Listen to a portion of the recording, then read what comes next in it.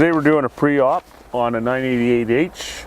First step would be to lock out your loader. This is the lockout here. Second step would be to check your engine oil, which you pull your dipstick out here and check it. On the dipstick here it says engine stop. And now on a 988 you could have on the other side, this will say it's safe to start. This will say when it's running and it's warmed up, where it's in a safe zone on the opposite side of the stick. And this is safe to start, this loader. And if you had to add oil to the engine, you would fill it here in the filler cap.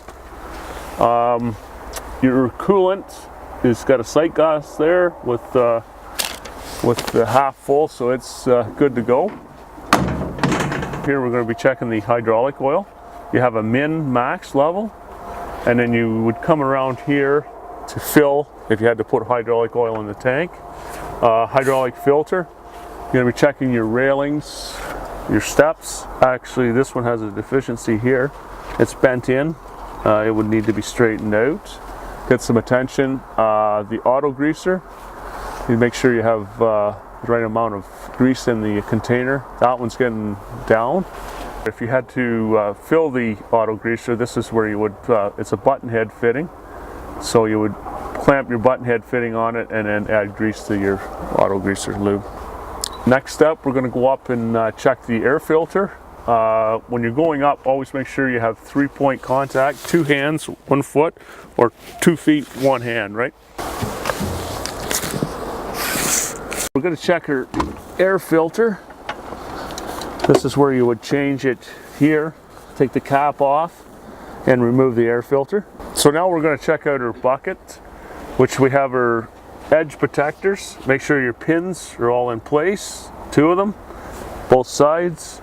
Our teeth here, segments on the back, any cracks or deficiencies with the wear plates on here. Make sure all your bolts are in place, wear plates are on, protector plates, segments on the bottom. Next step, before we check our hydraulic cylinders, our tilts and our booms, make sure you have the bucket teeth so they're down into the ground, and then you can walk underneath and you can check for leaks or any hoses or any deficiencies there.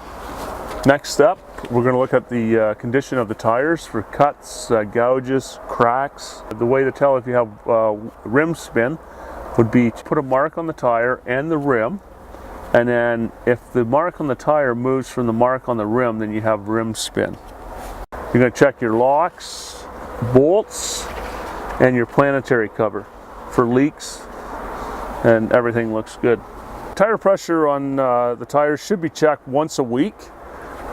If it's under 80% rule, then we have to have a qualified person to fill that up. Next step, your fuel. This is where you would fuel your loader. Make sure the loader's shut off, locked out, and your wheels chocked at all times.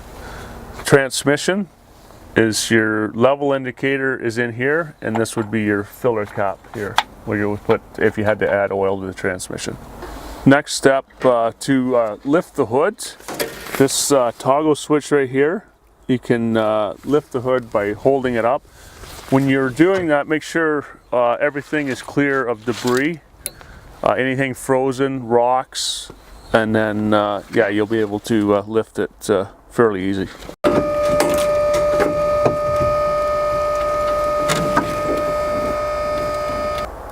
When we have the hood fully extended, you must have a lock to lock out the hydraulic cylinder, which is this here with a pin. You place it over the cylinder, put the pin back through, and everything's locked out. Engine's running, so you would be checking for exhaust leaks, fuel filters, any of those leaks, lines, stuff like that. Next up, we're going to start the engine of the loader. We've finished our pre-op on the ground. We're going to be checking gauges, the windows for cracks, any deficiencies there, mirrors, windshield wipers, seat belts, fire extinguisher, boom up, tilt, making sure your bucket leveler is working.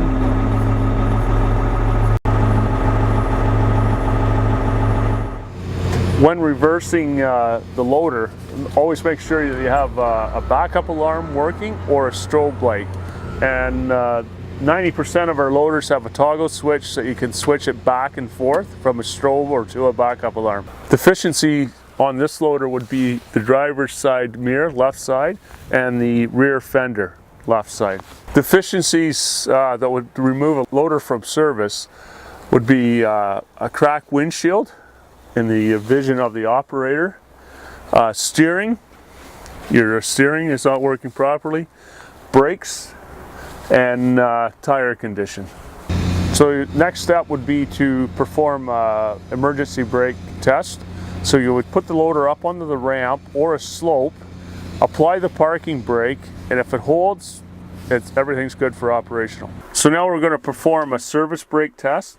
So what you would do, make sure the indicator is in manual mode, apply the brake next to the accelerator, and put the loader in third gear and bring the RPM up to 15 to 2,000. If the loader doesn't move, everything is good to operate.